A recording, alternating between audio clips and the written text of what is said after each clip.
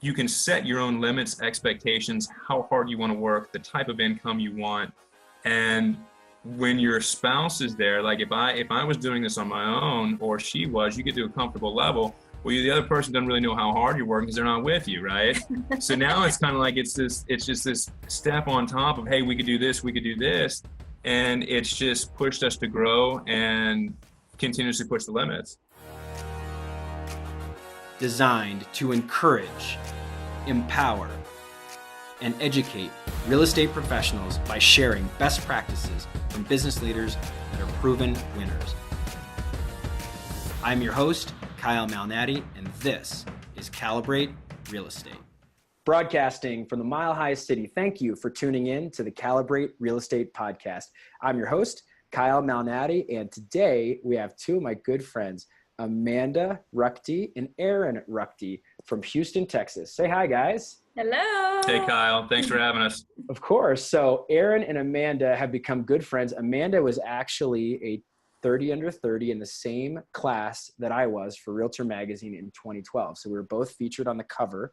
And I got to meet Aaron through several of our reunions. And most recently, we saw each other in Denver a few months ago. So we all said, hey, it would be a lot of fun to join a conversation on the podcast and talk about their marriage, talk about their working relationship together. So guys, what in the world is it like being married and working together? I know that you've worked together for 9 years. You've been married 11.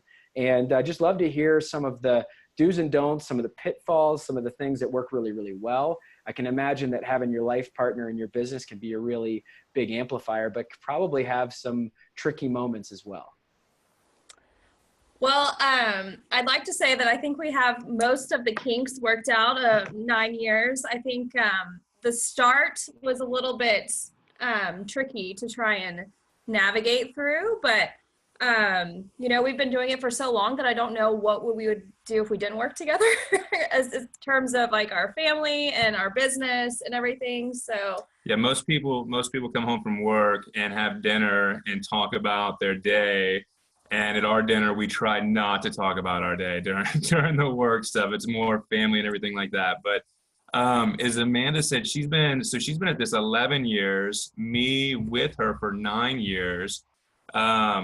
Where we are now, I think we've got a pretty good handle on how this thing runs and operates. But man, when we first started, that was definitely not the case. Amanda, I guess maybe to get into kind of how this happened would be somewhat of an interesting talking point.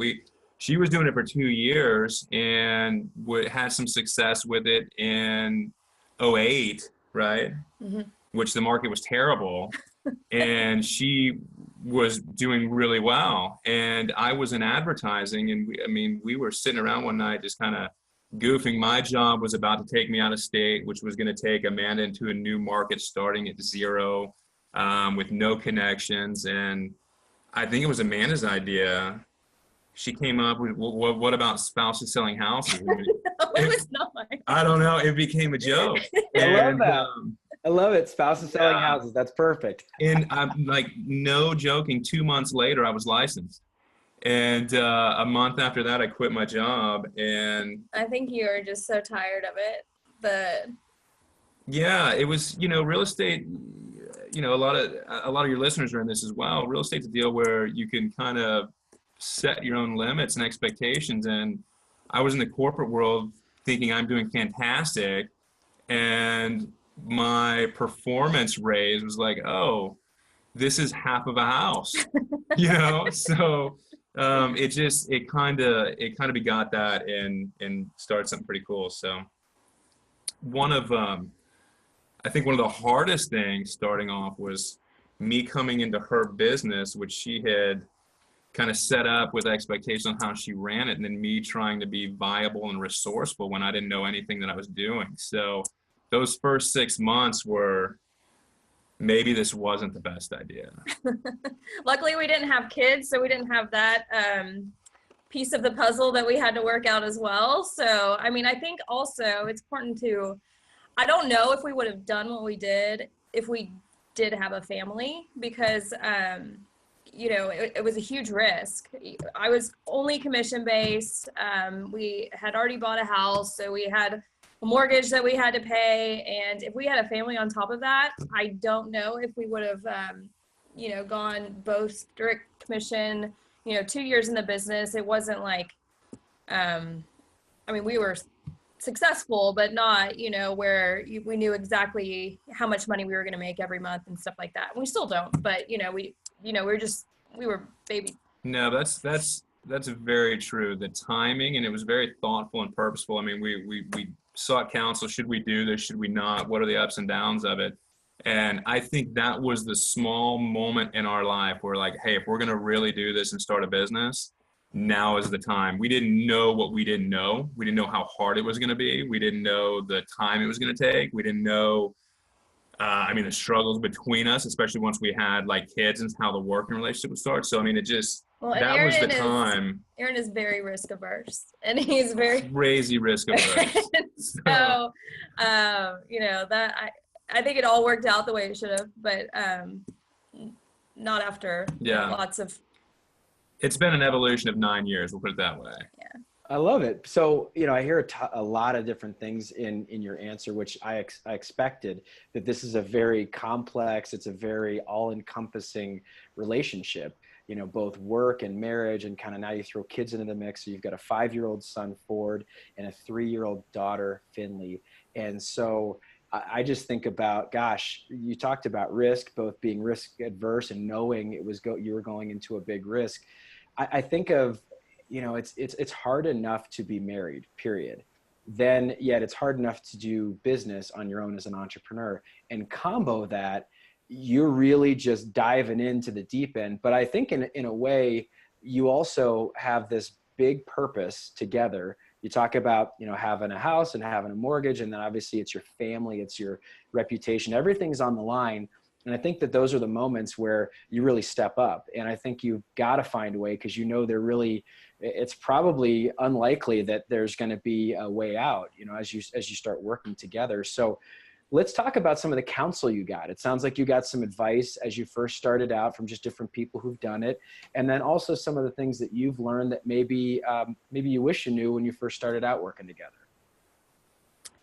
So I guess my parents were really instrumental in me getting into real estate. My mom, before I was born, was a broker. So she knew the business and, was really pushing me to go that route after college. And my father was also in sales. He's in insurance. So, we talked to them a bunch about the what it would look like to be, commission only, that kind of business. And they, were like, you guys work hard. And so I think that, you can make it work. And then we also, prayed a lot with our church and stuff like that, just to make sure that we were at peace with our, decision of working together and that kind of thing. So, but yeah, there's a lot of family and friends. Hey, you guys think this is a good idea? Are we screwing up royally? And ultimately, like we said a few minutes ago, it was like, hey, if you're going to do it,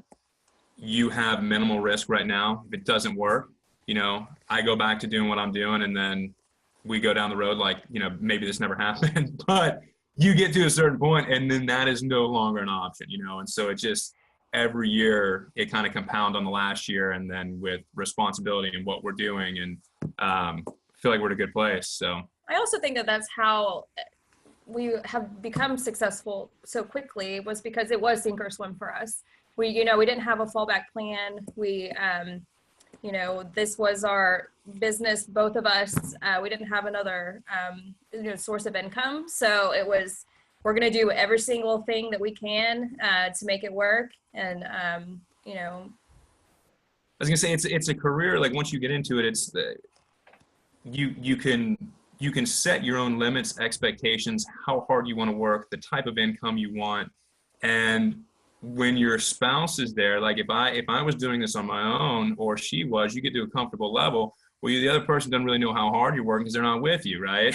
So now it's kind of like it's just this step on top of, hey, we could do this, and it's just pushed us to grow and continuously push the limits. I love your answer there at the end there, Aaron, because your spouse is one of your best accountability partners. And I mentioned this in prior interview that I did a couple of episodes ago with Carlos German, where we were talking about both marrying someone that we had known since our teens, basically my high school sweetheart, and he met his wife when he was 18 or 19. And from what I know about you, the both of you met in high school. You dated quite a long time before you got married. And what ends up happening is your spouse, when you grow up together, when you come of age together, really is your best accountability partner. And to have that be exponential in your business has got to be really special when you see it start to work. And so I just think that that's really cool that you mentioned it that way, that you've got this accountability partner. They know how much you're working. They're doing their thing, and they're working harder too. And as a lot of couples, I would imagine opposites tend to attract, and you probably have some different personality traits that really complement each other because they're opposite of each other. And from what I know, one handles ops and the other kind of goes and does a lot of the outbound appointments and tours and things of that sort. So let's talk about how you divvy up your roles and responsibilities within your business. And then second part of the question, I'd love to hear how the home life works and how that concept works for both of you, both in business and at home. Yeah, I guess I'll kind of start with this. It's you know, we talk about how we divvy things up, but at the end of the day, we kind of, we know what needs to be done, both on the work side and the home side. I think moreover than the work side. And it's just like, all right, this needs to be done. So we do it. We're in a unique spot with, like you said, I pretty much handle all our operations. I kind of run our team aspect, contractually, all that stuff. I make sure we're in line. I handle our negotiations, to whereas Amanda is way prettier than me. She goes out and handles the buyers and makes sure, everybody's having that. But, for listing appointments, we're in a cool spot where anytime we meet with a new client, they're going to meet us both. I'm very, I guess you would say, what is it, right brain, where you're very analytical. Yeah, I'm that, and Amanda's the more, not as organized, but I can have clients who have no vision, buying houses and, that kind of thing is really exciting to me. Aaron, sometimes he doesn't even see the house that our clients buy until it's during the inspection period. So. Yeah, but point being, a lot of people want a person who's very detailed, analytic, and organized to run the show. And some people, all they want to do is talk about pretty curtains and how that, that's going to look in there. So we're able to service all our clients with not just, hey, this is my personality, I hope you fall in line, this is how I'm going to work. But, hey, this isn't going well here, talk to my wife, or vice versa. And a lot of times on appointments, you just connect with people differently. And so the fact that there's two of us, usually it's a very easy, inviting appointment conversation. And, I feel like since there's two, we take a lot of the awkwardness out of a first meeting. And so we started doing it. I mean, when I first started, we'd go on an appointment kind of separate and then be like, hey, good luck, I hope you get it. And then we started realizing, why don't we do this together? I mean, when you meet with a client, some of the most uncomfortable stuff is any type of dead air. Well, between us, I feel like we can fill a room and make somebody laugh and feel at peace and comfortable. So it's been a huge advantage to us. And normally we go on a listing appointment or whatever. The goal is, hey, do we connect on any level with this person? We have a pedigree. They know that we know what we're doing. But can we relate to them and make them feel comfortable they can sell their house? And between the two of us, I think it's a huge advantage. So that's been something that I think has been a huge blessing for us that there's two. I think there's a level of success just going there with a partner. It's a great point. It's biblical if you think about it. God put both of you together so that you could multiply your efforts, which you could do on your own is not nearly as good as what you can do together. And I find this the case all the time when I'm sitting with my wife, Courtney. And one of the things that we do that's a little bit different in our business is anyone that comes to work at Calibrate Real Estate, the brokerage firm, they have a sit down with Courtney and I. Usually it's over lunch or dinner, and their spouse. And we used to call this a spousal interview, and then that felt like it was a little bit too intense. But the reality is we both operate better together. We finish each other's sentences. She understands exactly what I'm thinking. We talk about our day, obviously, every night. And so she knows me better than anybody else in the world. Better than my parents, actually, at this point, if you think about how long we've been together. I've been together with Courtney more than half of my life. And so what ends up happening is she makes me so much better. And it sounds cliche, Jerry Maguire stuff, but she completes me. And I think that the idea that you're able to just make things seem so much more comfortable together as a team when you're meeting with a client, and especially when you're doing that initial consultation to figure out what their goals and objectives are, you're helping each other out. One of you may relate better to one of the spouses or vice versa. And it just helps things out. It's like walking around your neighborhood and realizing that I kind of, work better with that person and you kind of work better with this person. And so it helps you, I think, do more business because you're not isolating yourself to only one type of personality or another. And I love the idea. I was thinking about this, that you have both fashion and function. You've got the ops and you've got the flash. You've got all of this. You've got both parts of it, right brain and left brain married together, which is great. So how do you do it at home? How do you not talk about work at the dinner table? Because I think that's so common for so many different people. And I'd love to hear your concept on how you create the appropriate boundary of that. Work is not going to be all encompassing. And in real estate, this is very difficult for all of us. So I'd love to hear some tips that you have on actually making your work not become so all encompassing that it takes over. Well, first off, I'd like to point out that I have been deemed as function and not fashion. And I mean, and I just talk about pretty curtains. I know. I'm getting the impression I'm a real bore. Okay, but no, it's true. No, I'm joking. It's so true though. But no, on the home front, I think it's something that has to be real purposeful. And believe me, I don't think we figured it out. No, I was about to say, I'm about to give you an answer that sounds great probably, but in theory, it's just not how it works. I mean, there's plenty of times where in an ideal world, I think we'd go home, we'd pick up our kids, play with them, and never look at work again. But real estate's such an after hours business as well, where a lot of the time that's not feasible. So the huge blessing with us is that, it doesn't always have to be me leaving the room to go take a call. Why is dad never here?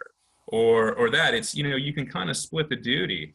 And we've been working together for so long now that if we get we're mostly on text threads with all of our clients together. We know who needs to respond to what, and so we, there's a lot of stuff that we do in our business that we don't even have to talk about anymore. Right. And it's like what you said about being able to complete each other's sentences. It's kind of translates to work as well, where, I know my role, my responsibilities,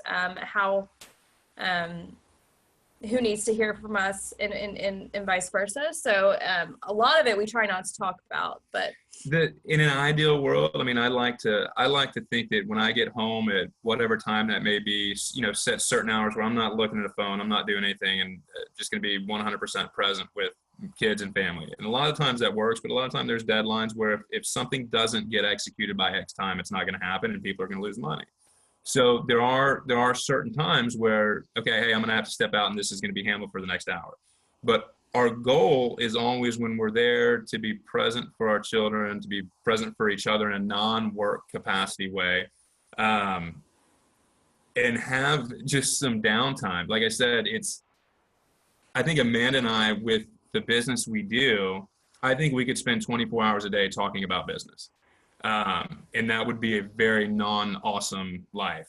So it's one of those things where it's just like, hey, neither one of us want to do that all day. So I think at some point we just both kind of casually shut it down. I don't think it's like, hey, it's this time, but I think we realize, hey, I don't want to talk to you about Joe Smith's house anymore. It's just, I don't want to do that. So let's talk, let's go a different direction here. So. Another thing that we do, which I think a lot of my friends, they get home from work and they spend time with their husband watching TV or whatever they, do after dinner and the kids are to bed. That's usually our time where we have, alone time. Like I'll retreat to my part of the house and Aaron as well, just because at some point we're together for, 12 hours a day. And it's nice just to have a little bit of time apart. That's very true. I mean, a lot of people don't spend an 8 to 10 hour workday with their spouse. So I mean, yeah, it definitely happens. It goes both ways in that regard. All right, so I have to ask you some questions just because I need to know, and I'm a learner. As I host this podcast, I'm along with the audience learning. So my wife, Courtney, is, I think, from a business acumen, far smarter than I am. And sometimes, I feel like I'm selling myself short, but she really has that analytical mind that you have, Aaron. And I, like anything else, when you see someone else using their spiritual gifts, and you're in awe of it when you don't have that. And so for me, I love how she just gets things from an operational standpoint. She works with the staff much better than I do. And for a period of time, she actually worked in our business, and she really helped us with our marketing. And she helped us in a really tough spot where we were down a team member that had quit, and we were just in a rough spot. And so every now and again, I'll find myself calling her honey or sweetie, or like what I would at home. Is that off limits for you guys? Is that inappropriate? I mean, I would assume it is, and I just catch myself like, oh, sorry. But how do you guys handle stuff like that, where obviously you love each other, you have a relationship with each other, it's a romantic relationship, but then there's also the business relationship of how do you make your team not feel uncomfortable, but also know that you love each other, obviously. So how does that work for you guys? From knowing us and our personality, I think our team is very much aware that we are married. I mean, it's we kind of bicker like an old married couple more than lovey-dovey. Yeah, it's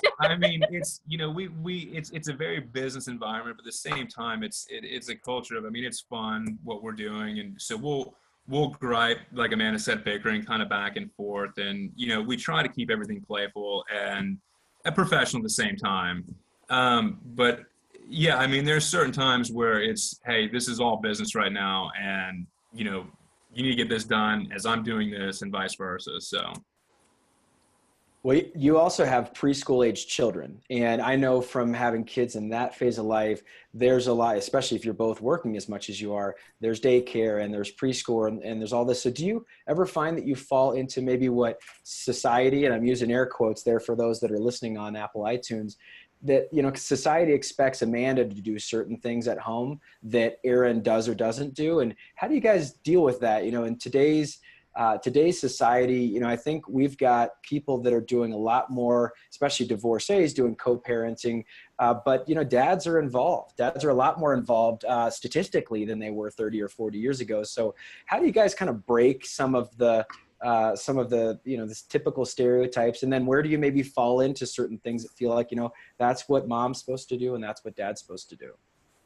I think in different phases of our having kids and our business, I've stepped out a lot, just because I had a newborn at home, or I wasn't ready to leave the child at home all the time. And so, I think it depends on the season of our life on a lot of it. And then also we were really lucky that Aaron's mom and my parents as well are both in Houston, and they have been very instrumental in caring for our kids while we're working. So they've been super helpful in a lot of late night appointments, and Aaron's mom actually watched our kids for 2 days a week, and so we didn't have to put them in full-time daycare. So it's just been kind of what season of life are we in, and what has worked for us. But Aaron is super involved with he drops off, I pick up. It's definitely, if I'm taking clients out at night, then he's making dinner at home. It's very much a partnership at home and at work, for sure. I think that's great, and that's how it should be successful. And I was figuring that you guys probably had some sort of like tag team on how that works, and I think that's really cool. We last saw each other in person at this event that Calibrate hosted for our 30 Under 30 reunion in Denver, and one of the panels was a working mom panel. And it's one of the things, because Courtney, she worked all the way through our first pregnancy with Charlotte. And then when the twins were born 16 months later, she worked all the way through that. And I was just amazed at, she's feeling overwhelmed and she's feeling too big for her body because she's got twins inside of her and all this crazy stuff. And then we both made the decision at that point. We said, look, daycare is going to be $4,000 a month and you've got a great job, but I don't think that you want to spend all day long working for daycare. Even if we take a dip in income, why don't you come home? And she's been home for the past 7 years. She may be at the point where she's ready to get back in the working place in the next year or so.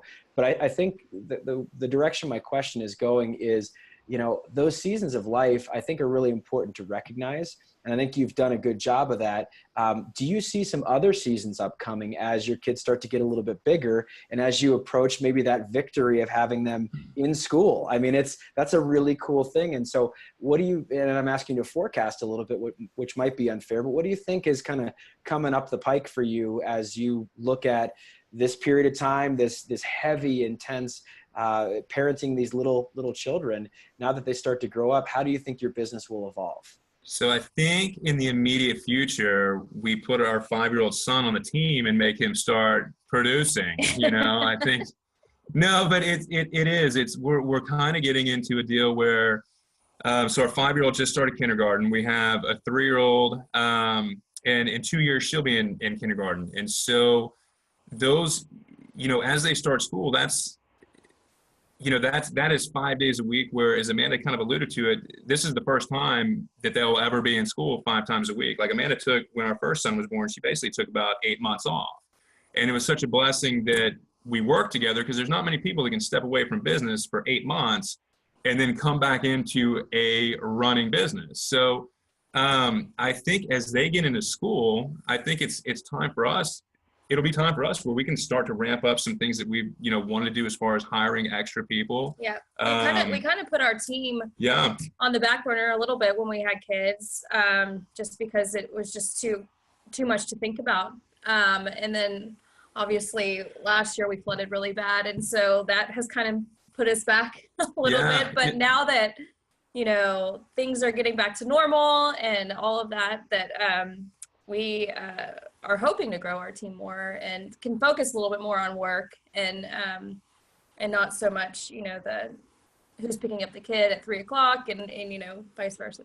If I can interject, you brought it up and it was going to be one of my next questions, the flooding that Houston has experienced over the past decade. I mean, if you think about just all of the different series of storms, and I have several friends from Houston. At our event, we were talking to Jared Lofton, and I talked to you guys about it, and I talked to Karishma about it, and several people that are from the Houston area. And what is that like as a community ambassador to be basically in an industry that's directly affected by a flood? I mean, the depth of things of a recession occurring because of a natural event like that is really, really intense in real estate. So what's that been like for you? And what are some things that you've done for community outreach? But obviously, also, how do you handle your business literally stopping for like 60 to 90 days while the floodwaters recede, and then all of the cleanup and all this other stuff?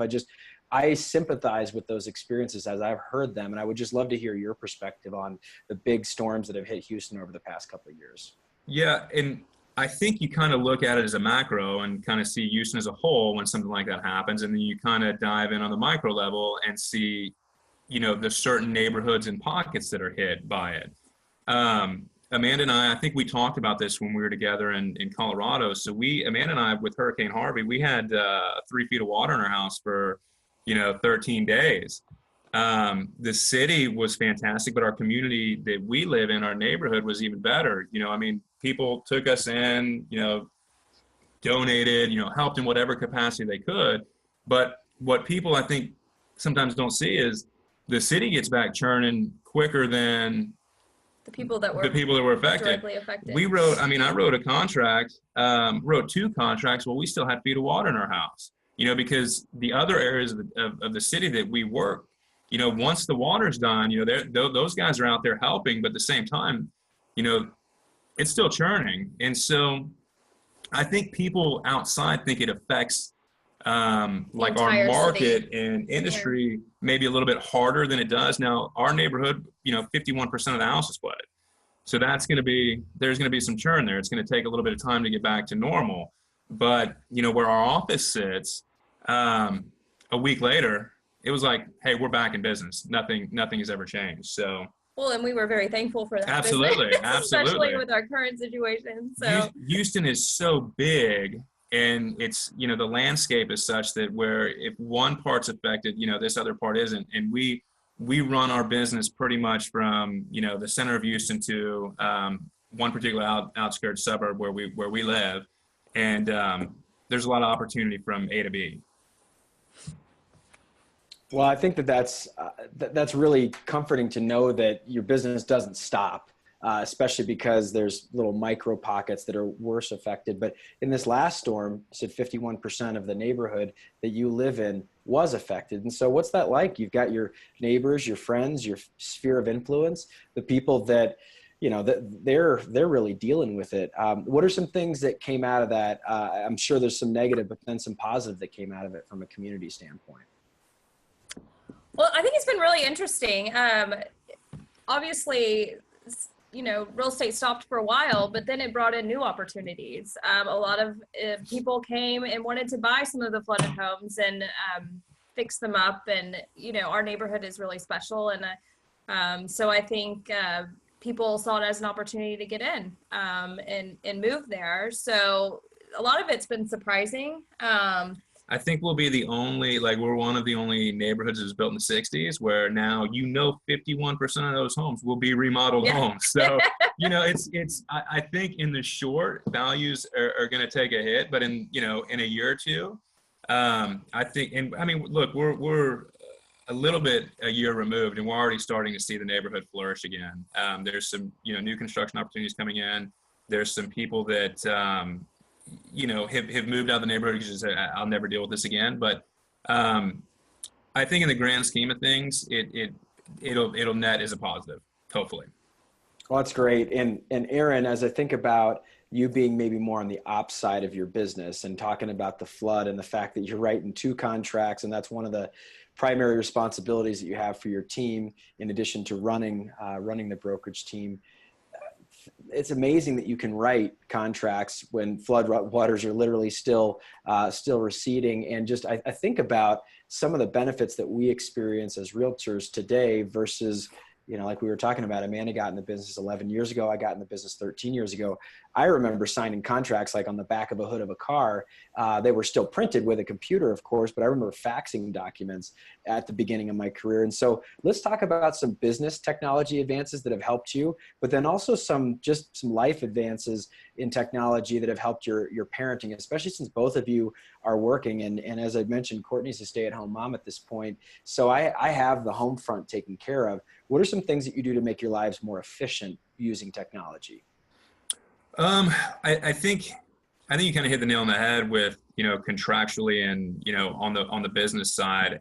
I think as people tune in this, I think product wise is probably different market to market, but everything we do is every contract is electronic. Every signature can be electronic.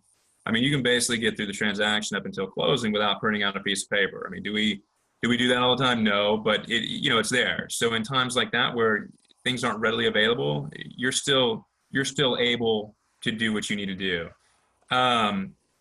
So I think business wise, it has just gotten easier and easier to get from A to B every year. I feel like every year we do this, something else comes out that makes our life a little bit easier. Even from the marketing side now, we have a program that basically takes, once we have a listing in, we run through one portal and we order and do every bit of marketing collateral from there through one company, one person, everything else. So, it's just, everything is kind of streamlined into ease and efficiency.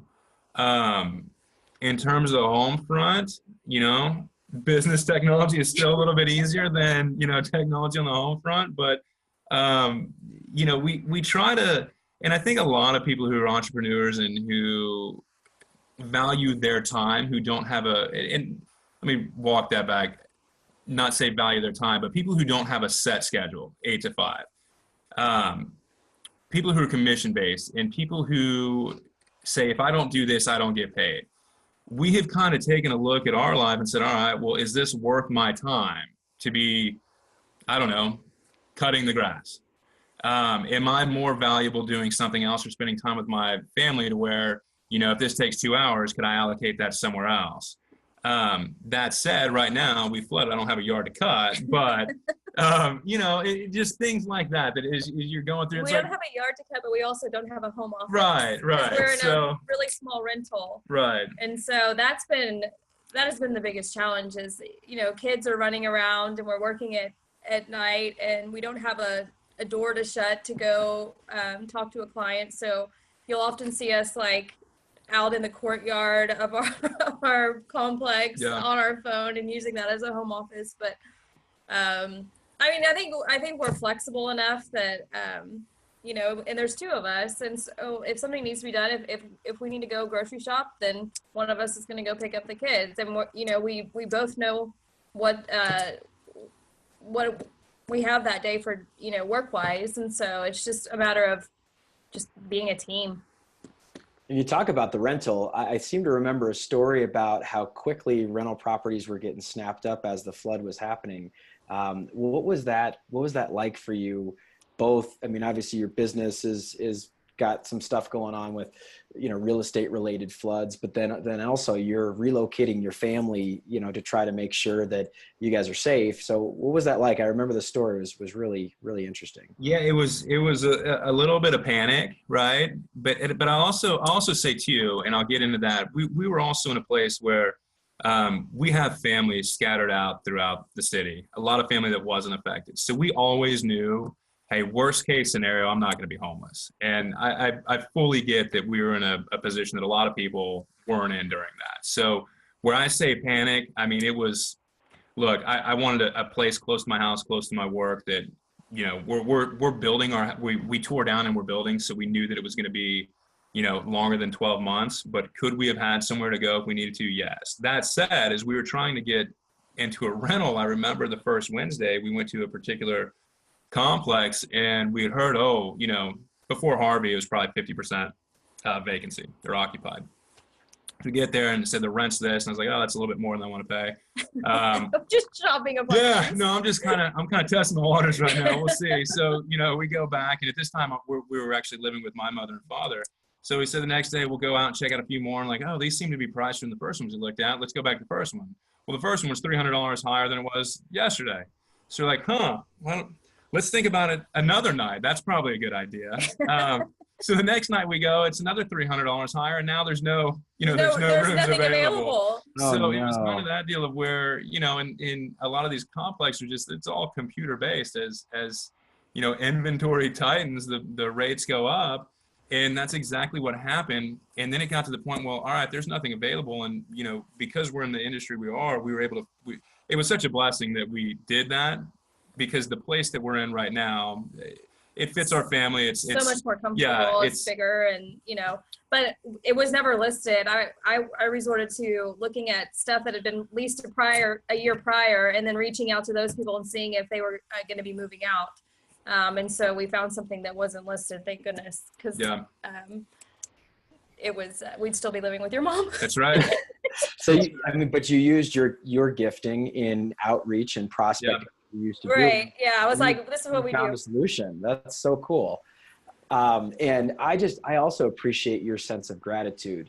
You know, a lot of people could take that situation and be, you know, appropriately really disappointed, appropriately really downtrodden. And I love that you said, look, there's so many other people that we've seen that have had it worse. We have family, we're fortunate, everybody's close by, and we found a solution. So I really appreciate that from you. You know, I think that there are a lot of memorable experiences, and we've been talking about obviously Hurricane Harvey and what that was like. But what are some real positive, memorable experiences throughout your career of working together? Some accolades that you've achieved as a team, or some, you know, real high points, some mountaintop experiences that you had in the industry? Well, obviously the 30 under 30 was a huge honor that sticks out in our mind. As I'm sure it is with most of the people that you speak with. And then you know, we've gotten some recognition in Houston within our company, which has also been really exciting. But I think it's also, we get to work with family, you know, we get to help people find their forever home. And I think, you know, there's not very many businesses or lines of work where you get to be helpful. And Yeah, we Amanda and I were talking about that earlier. It's like, you know, we get to work with family and friends, like immediate family and friends. We have sold every sibling that we have, mothers and fathers' houses. I mean, every friend that I have ever known, basically, we have done a transaction with them. And like in Houston, you know, the oil business is huge down here. You sell a frac tank. Your mom doesn't say thanks for helping your grandma. You know what I mean? It's like, so I think a couple years ago, I sold my now 92-year-old grandma's house that, you know, that's the only house I ever knew from her, and spent 30 plus years going over there and visiting. And so, you know, being able to be part of my Nana's transaction and not having to put her with some quote unquote neighborhood specialist that nobody knows, that was pretty cool for both Amanda and I, that we're like, man, don't worry about anything. We'll handle this and make sure you're taken care of. And I think it puts your family and everybody at peace knowing that, man, they have a professional in the family that is an easy go-to. I mean, it's a big, and we take it for granted that buying and selling a house is a huge deal. It should be the thing that you probably do the most research on hiring your person that you do over anything. And sometimes we forget that until a situation like that comes up, and you're like, now, you know, it's comforting for our family and friends, and we're happy that we're in a place that we can do that, I guess. That is so awesome. And I've had the experience of being able to work with family on a few transactions, and it's just so rewarding. It's so cool. And your story about your grandma is really touching. And that's what you want to do. You want to protect your family. You want to advocate for them. And those really are, and your friends. You also mentioned your friends too. Those are the most rewarding experiences. All right, last question. Amanda, you first, and then Aaron, I want to hear your answer as well.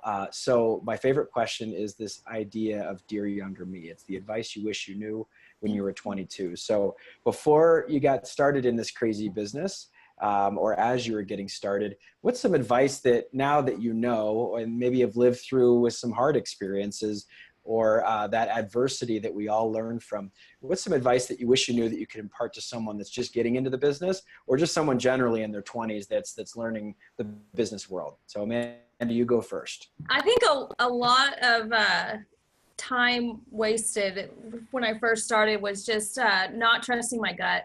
I mean, if you have somebody that you're working with that you feel is not right, or is never going to buy, or, you know, they're so unrealistic on their price that the house is never going to sell, you know, it's okay to walk away. And this is a two-way business. You know, you are invested in this person, this client, but you know that you can say no, and it's okay. Your life will go on. Your business will still do okay, because I mean, there's a lot of opportunities that you may have missed if you you know, work with somebody that you don't feel comfortable with, or you know, might not be on the same page as you. So I mean, that was just something that I had to learn over time, because, you know, when you first start out, you want everything to work out. You know, you don't know where it's going to take you, but you're like, I have to have this deal. And so, you know, the ability to be able to, it doesn't happen often, but, you know, to be able to work with people that you feel, you know, are in the right frame of mind, and that kind of thing. So. Isn't that amazing that no is so hard for especially for a salesperson to get used to saying? And no is a complete sentence. There's a thought leader that I enjoy listening to that says that no is a complete sentence, and you don't need to have any follow-up. And isn't it interesting how we oftentimes know the answer, but typically justify it over time spent than just saying, look, this is the way I feel, regardless of whether it's been a week or 10 weeks of working through this project. this just doesn't feel like the right fit. And I think that is something that is a real art to learning how to say no, but then also learning how to cut the cord, basically, by your gut feeling like this is just not the right relationship. So Aaron, how about you? What's some advice you wish you knew when you were 22? Amanda's answer was pretty good. That's no, why you but married her. yeah, no. I think it's kind of in the same vein. As I was thinking about that as she was talking, a lot of mine, and I think a lot of what people go through is they stress and sweat the things that in a transaction or a dealing they have no control over, that they can't change, that worrying about things that may come to fruition in this transaction or not. And I think we all still do that. I know I do to some degree, but I think it stifles growth. It stifles, what you could be doing rather than just worrying about one particular aspect of a transaction. And so, I think you take some of that unnecessary angst out from 10 years ago and you look, hey, what could we have done, right? If I wasn't so single-minded or so single-tracked on this one particular instance. Yeah, and I think that's also a very kind of difficult dance to learn how to really be comfortable with that tension. It is so difficult to realize you only have the ability to control such a finite part of the decision. And for us, you had talked about this a few minutes ago, we become desensitized as real estate agents because of the transaction volume that we have, that this is it's a huge decision for someone, and it's not your decision. By the way, we get compensated based on the result, but sometimes the result may just be this wasn't the right house for me. And the idea of let's focus on, you can only control, what you can control and focus on those controllables. The rest of it is just going to have to work out. And it's been amazing throughout my career when you say, you know what, this doesn't feel like the right deal for me, and someone yet presses on, but then vice versa, you're like, man, this is going to work. Let's make it happen. And they're like, it's just not the right thing for me. It always ends up working out the right way. And I think if you will lead yourself to a lot of disappointment if you try to assert yourself in areas that you really can't control. So that's great advice. One of the things I wanted to share with you before we close our podcast is some advice that I got as it relates to your working relationship and your marriage, is that think of the concept of tables. And what I mean by that is there's the boardroom table and then there's the dinner table. And the idea that dinner table conversation doesn't spill over onto the boardroom table, and vice versa, boardroom table doesn't spill over onto the dinner table. And I think for you, that's what I heard a lot in the beginning of our interview. But any thoughts or ideas about that, or if that's something that relates to you as a married couple, just this concept of tables and kind of separating those two worlds, even though you obviously work together, being able to really kind of bifurcate those two situations. Go ahead. I was going to say, I think there's a lot of truth and validity to that. I think as much as we would want that to be the case, sometimes it's not always the case. And I think it may have to do something with the industry that we're in. Amanda and I will be sitting at the workplace, quite a bit, and think, hey, we got to do something, we got to do this with our kids, or like, hey, we plan vacations at work. You know what I mean? So, I mean, it might be your only free time without so I mean, you want it to work that way, but sometimes just with not having a straight 8 to 5, there's a lot of stuff that we'll do at the office where we're talking about home life, and then vice versa. But I think the bigger key is to not let it negatively impact one or the other. And I think a lot of time, once we get home, we don't want to talk about work. That's very true. And so we try everything we can not to. And then when the kids go to bed, then sometimes it starts up again. But for the most part, we need a little bit of downtime. Very true. So, important things may come up through our phone and stuff, but that's kind of our break from the time we get home until the time the kids get to bed. I mean, it's chaos anyway, so we can't get anything done that's important. So I'll tell you what, you're experiencing this just a little bit with the kindergartner, but first grade, oh my gosh, it is a game changer. And you're just a couple of years from having both of them in. Yeah. It is so cool. And this has been such a fun conversation. Aaron and Amanda Ruchti. I pronounced it right. Yes.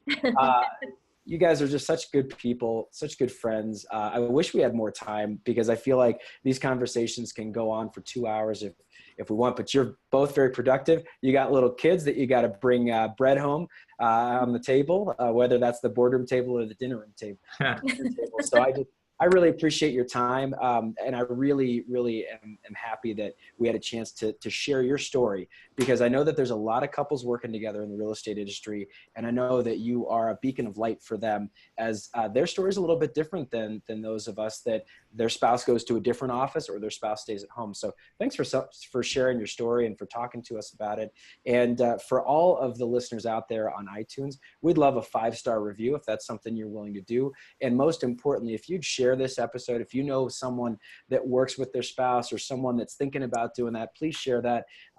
For Aaron and Amanda, I'm Kyle Malnati. And as I love to say, we will see you around the neighborhood. Bye, everybody.